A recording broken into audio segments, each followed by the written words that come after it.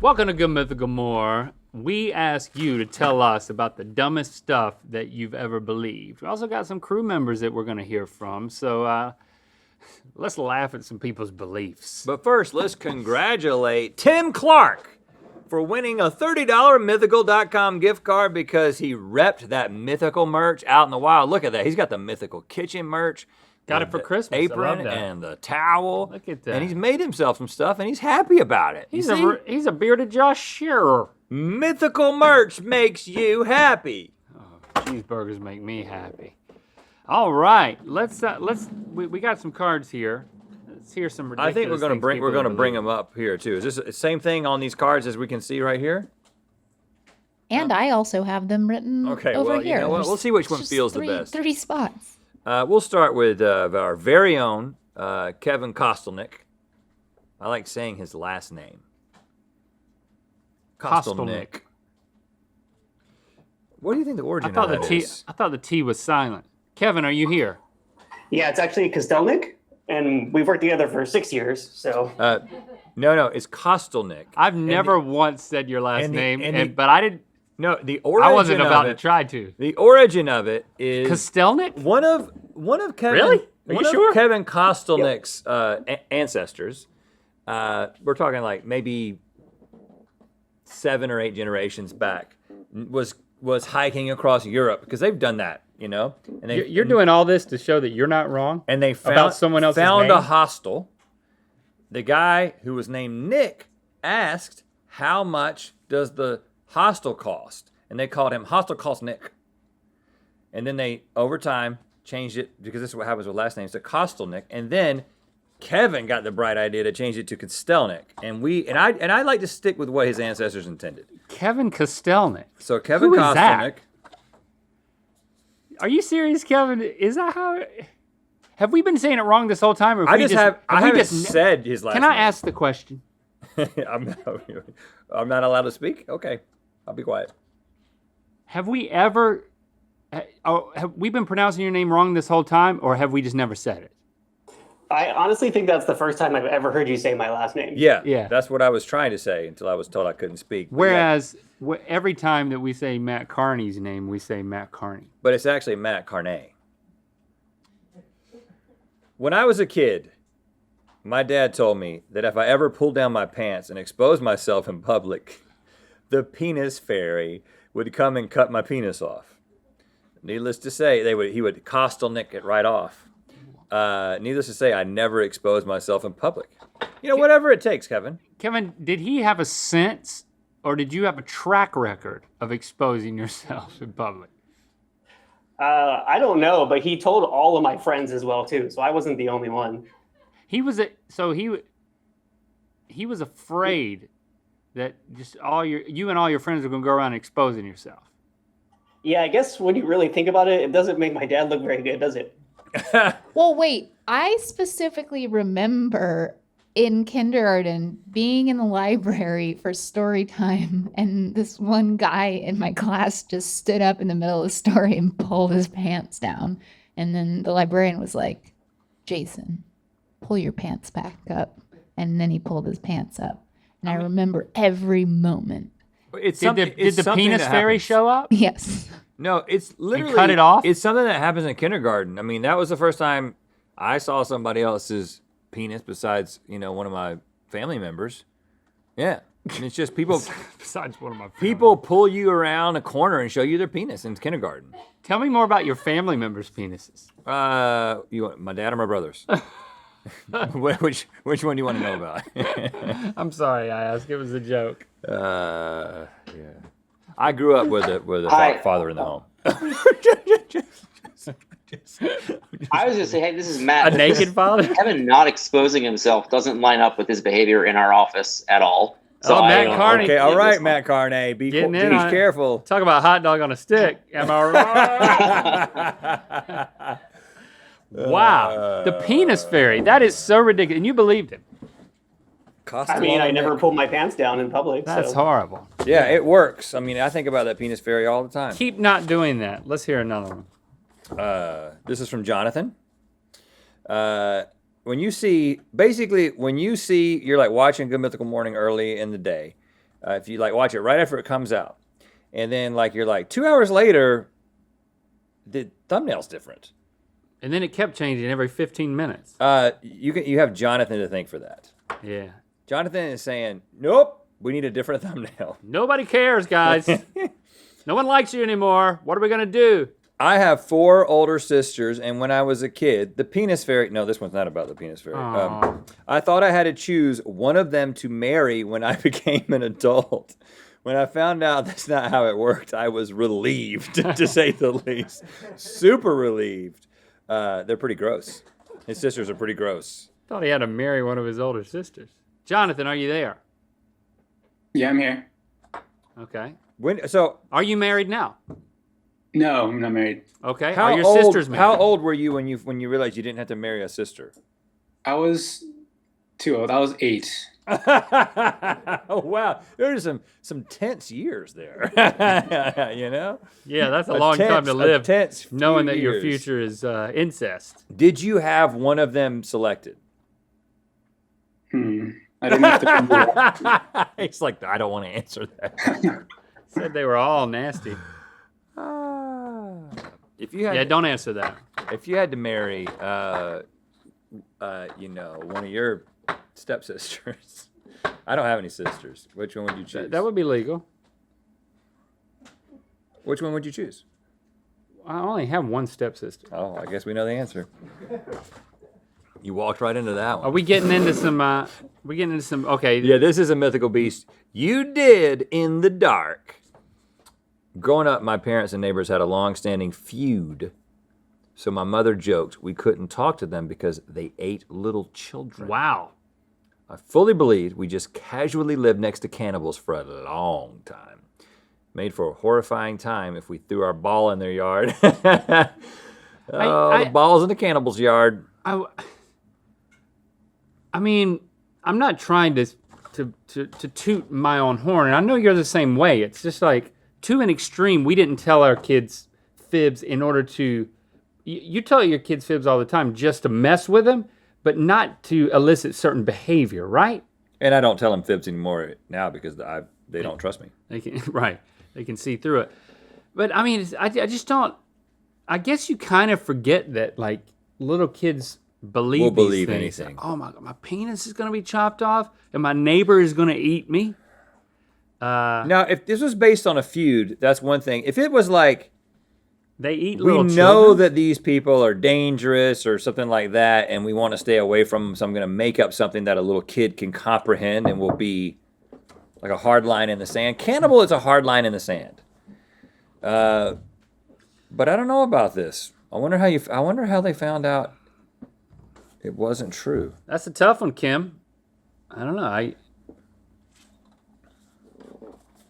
I don't know. She didn't say. Harold Krell, I thought the characters in Full House were regular people, and that just as I could see them on TV, they could see me as well, with the mirrors in my house acting as cameras. I would sing and perform privately to these mirrors in hopes the Tanners would welcome me to their world. So only Full House. That is strange. awesome. I mean, not just any television show, just the Tanners, just Full House. So you could see them through the television, but then they could see you, Harold, through the mirrors. Well, the funny thing about this is it's true. It's long been known that Tanners? Full House was connected to the Krell house by a series of mirrors. This is not true of anybody. This is just true of Harold and his family. That is such a strange thing. I wonder how long that one lasted. I do remember the first time I realized there was a whole side of their house I couldn't see. Oh, You know, because of the way multicam shows work. yeah. You're talking about where the studio audience would sit. And I realized that about like every show in the 80s. There was a day that I was like, what's behind me? You know, like, what's behind me as I watch the Huxtables? I don't know what about this A story studio audience. made me think. I remember, maybe you're the one who told me this later in life. I don't know as a kid, but like realizing that that one of the guitarists in a band was playing a different type of guitar. It was a bass guitar, and that it was a different thing. That was probably right around the time we started our band. To be In high school. It was like, oh, one of us has to play a fat guitar. Speaking of making musical realizations, we want to tell you, hey, we want you to get this Rhett and Link Sing Lionel vinyl. It's only available for third degree Mythical Society members. You got to join quarterly or annual third degree playing by June 30th to get it. We also premiered a mini documentary, things like half an hour long, on the Mythical Society last month about the origins of Project Lionel, our affinity to Lionel. It has some behind the scenes footage for us making the album cover and recording the songs. And anybody can watch that because we made it available to our initiate tier, which is the free tier. All you got to do is go over to mythicalsociety.com and sign up, and you can watch that doc. Yeah, as an initiate, you can check out what the society has to offer and, kind of dip your toe in and get some meaningful stuff along the way. W. Reno, 9. This is the 9th Jake W. in Reno. Yep, a lot of Jake Dubs. When I was younger, I thought that homemade was a brand of food that I really disliked. I didn't realize until I was a bit older that I was disrespecting my mother to her face. Tonight we're having homemade spaghetti. Oh, man. Crap. I hate that brand. It's the worst. Where's this from? It's homemade. Wow, they never get it right. It's always a little bit different. It's inconsistent. Man, that is quite an indictment of Mama W. It's even worse when you think that she was obviously using the word homemade a lot to ingrain it into his head. So she was very proud of being homemade. Not I made it. It's it's homemade. This is almost too good to be true. It's like something you'd read in Highlights magazine. Yeah, it's too good. But I believe you because you're from Reno. South X Midwest.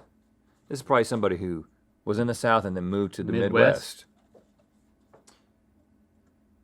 I mean, I'm surprised that username was available.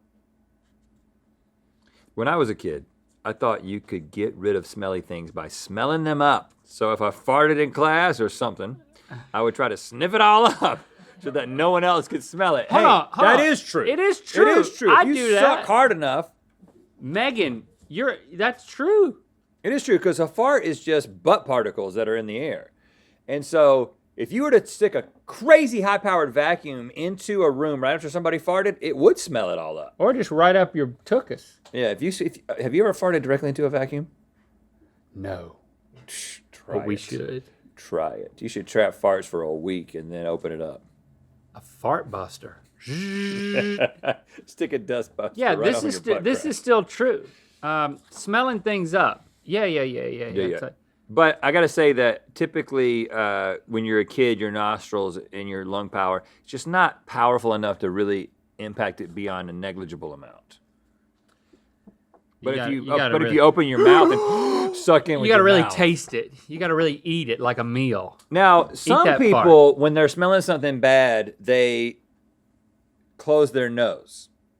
And I'm not pointing any fingers, but I've noticed that Stevie, if she smells something bad, she will, all of a sudden, her voice will be even higher than it already is. Yeah, it's a really special skill. But then you're breathing, then you're tasting bad smells directly. No. Like if you go into it a works. gas station bathroom, you're going in there with the.